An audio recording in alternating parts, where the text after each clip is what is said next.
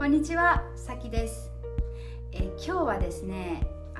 日本語を学んでいる理由の、一つが、日本語をね話せることで日本人の人に福音を伝えたいと思っている、人たちに特に励みになったらいいなと思いながら、お話をしたいと思います。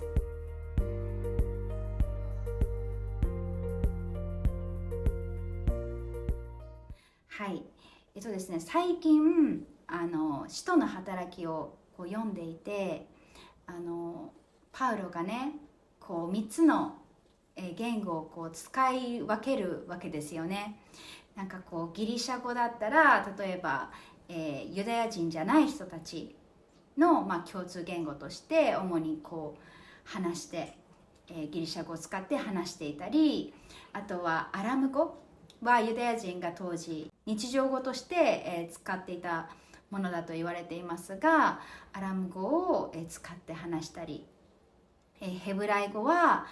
その礼拝をする時ですね、ユダヤ人が礼拝をする時に使っていた言語っていうことで認識していますが、その3つの言語を、その人だったり場所だったりに応じて、彼が使い分けている、場面を見ることができるわけですよね。例えば、使徒の働きの22章、22章で、1番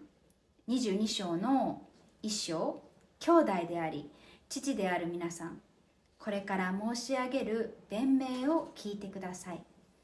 パウロがヘブライ語で話すのを聞いて、人々はますます静かになった。パウロは言ったっていう箇所がありますけど、そこからね力強いパウロの証が始まるわけですよね。で、ここであるように、この聖書箇所ヘブライ語ってなってますけど、私の聖書だと。でもここの箇所はユダヤ人が日常的に使っていたアラム語が使われたんじゃないかとも言われているんですけど、要はそのユダヤ人が分かる言葉で、パウロは話し始めたら人々が静かになったっていうことなので、つまり聞く耳を持ったっていうことですよね。私たちと同じ言葉を話している、彼は何を話すんだろうっていうことで静かになったわけですよね。こういったふうにパウロって本当に話す人、その場所に応じてその言語を使い分けていたわけですよね。で、やっぱりその根底にあるのがここのコリントの信徒への手紙の、9章の、19節から書かれているように、やっぱりこの考えがあったから使い分けていたんだと思うんですね。ちょっとコリントの9章19節からちょっと読みたいと思います。私は誰に対しても自由なものですが、すべての人の奴隷になりました。できるだけ多くの人を得るためです。ユダヤ人に対してはユダヤ人のようになりました。ユダヤ人を得るためです。立法に支配されている人に対しては、私自身はそうではないのですが、立法に支配されている人のようになりました。立法に支配されている人を得るためです。また、私は神の立法を持っていないわけではなく、キリストの立法に従っているのですが、立法を持たない人に対しては立法を持たない人のようになりました。立法を持たない人を得るためです。弱い人に対しては弱い人のようになりました。弱い人を得るためです。すべての人に対してすべてのものになりました。何とかして何人かでも救うためです。福音のためなら私はどんなことでもします。それは私が福音に共に預かるものとなるためです。で、あるように、やっぱりパウロの根底には、この考えがあったわけですよね。だからこそ行動面でも言語面でも話す相手のようになることが福音を伝える上で効果的だということを知っていたから彼はそうしていたし、聖書を通して私たちはそれを見ることができますよね。でそれを見た時に私は日本語ね教師なわけですけど、その中で福音を伝えたいから日本語を頑張りたいとか頑張っている人たちと接する機会が多いんですね。でこの歌詞を見た時に一層頑張れって思いました。でそれを伝えたいなって思ったんですね。でなぜかっていうと言語の学習の旅っていうのは簡単なものではないし時間がかかるものだから、最初に福音を伝えたいから日本語を頑張るんだってスタートしても途中でやっぱり、これ続けていて意味があるのかなとか、別に日本語を学ばなくてもっていう気持ちになったりとか、そうやってなるのってすごく自然だと思うんですよ。なぜなら簡単ではないし時間がかかるから。だからこそこの聖書箇所を多分みんなもうすでに知ってると思うんですけど、改めてみんなにシェアしたいなって思ったんですよね。そしてその頑張って学んでいる日本語決して無駄じゃないよって応援したいなって思ったんです。私の経験した話をすると、私は日本で、英語の教師として3年間、公立の中学校で働いていたんですね。でその時に教師1年目の時にアイルランドから ALT Assistant Learning Teacher っていう ALT の先生が来て、一緒に英語を教えていたりしたんです。でその時に彼はね全然日本語を話せなかったんですよ。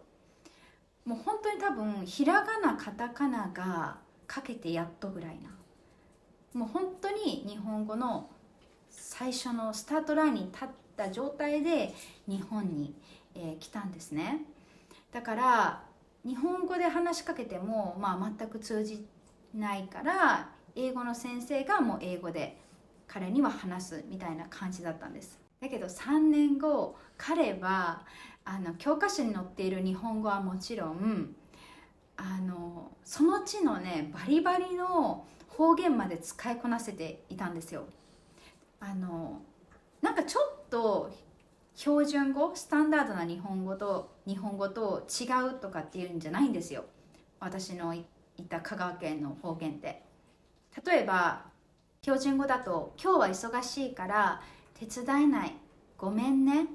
が標準語で、この言葉を言うとしたら、私の地方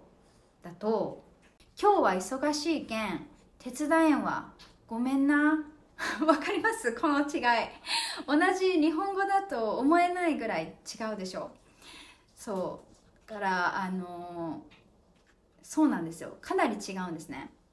でこれちょっと余談になっちゃうんですけど、教科書に載っている日本語ってもう日本語学習してる人は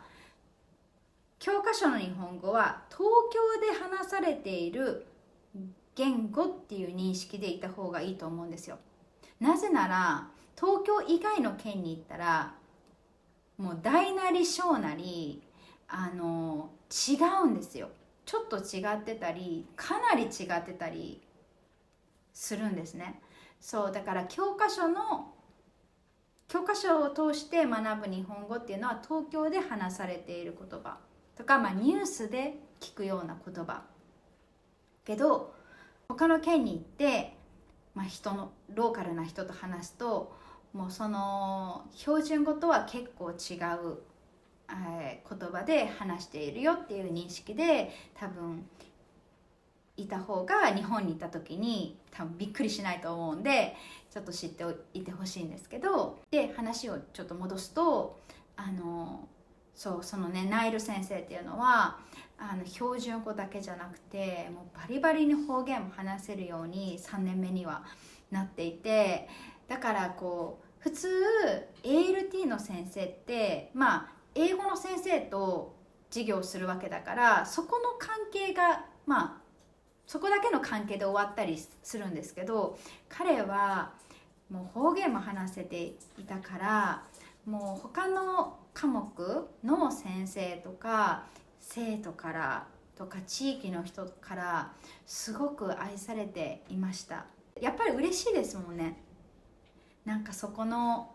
地に来てくれて、そこの言語を頑張って学んでくれて、一生懸命少し間違いながらも話してくれているっていうその姿勢がやっぱ嬉しいし、単純にやっぱりコミュニケーションができるから自然と関係も深まっていきますよね。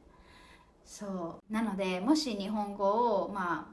福音を伝えるために学んでるんだけど、ちょっと今その炎が弱まってきている人がいたら、そこの聖書箇所だったり今話した彼の話をちょっと思い出してほしいなって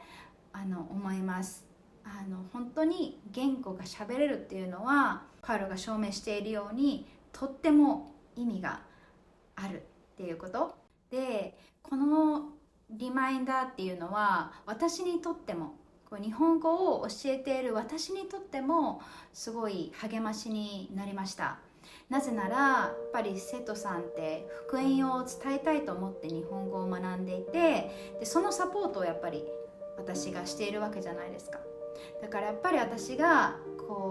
しっかりサポートをする中で、より日本語を使って福音を伝えれる人が増えるって思うと、